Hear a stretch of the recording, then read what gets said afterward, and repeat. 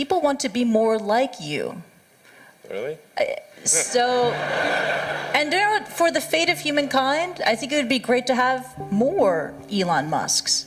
So what do we need to do to become more like Elon?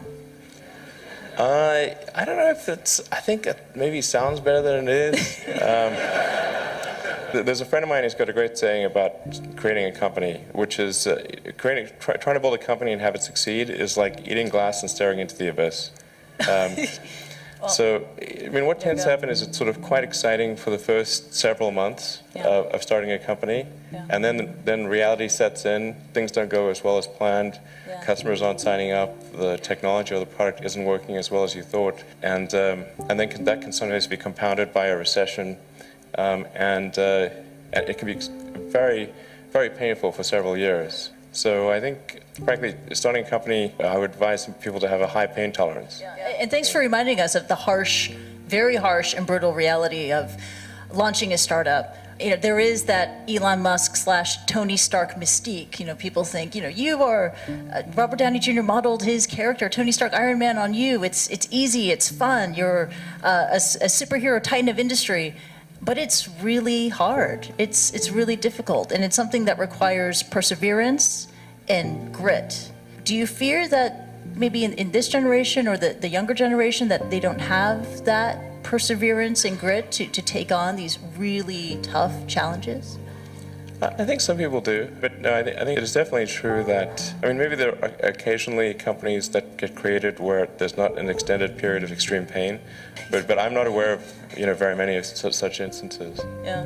But I do think that new great entrepreneurs are born every day, and we'll continue to see amazing companies get built. Yeah, but I would definitely advise people who are starting a company to expect a long period of quite high difficulty. Yeah. But I mean, as long as people stay super focused on creating the absolute best product or service that really delights their end customer, like if they stay focused on that, then basically if you get it such that your customers want you to succeed, then you probably will. All right. You have to focus on the customer and delivering for them.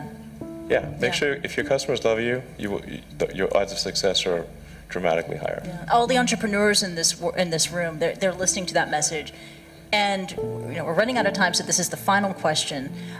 This is for the budding entrepreneurs in the room who could take an Elon Musk idea and run with it. I mean, quite famously, Hyperloop was the idea that you had to give away because you just don't have enough time to deal with it. What are the other ideas that you have that you would love to see another entrepreneur just take on and go?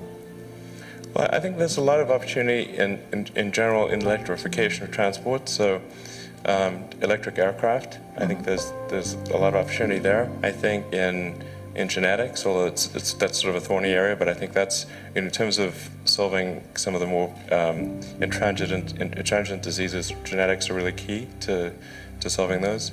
Something that I think people may be only beginning to look at, establishing some kind of brain-computer interface. So a brain-computer interface. Yeah, at the neuron level. So this is sort of intelligence augmentation as opposed to artificial intelligence. Right. And I think that has a lot of potential.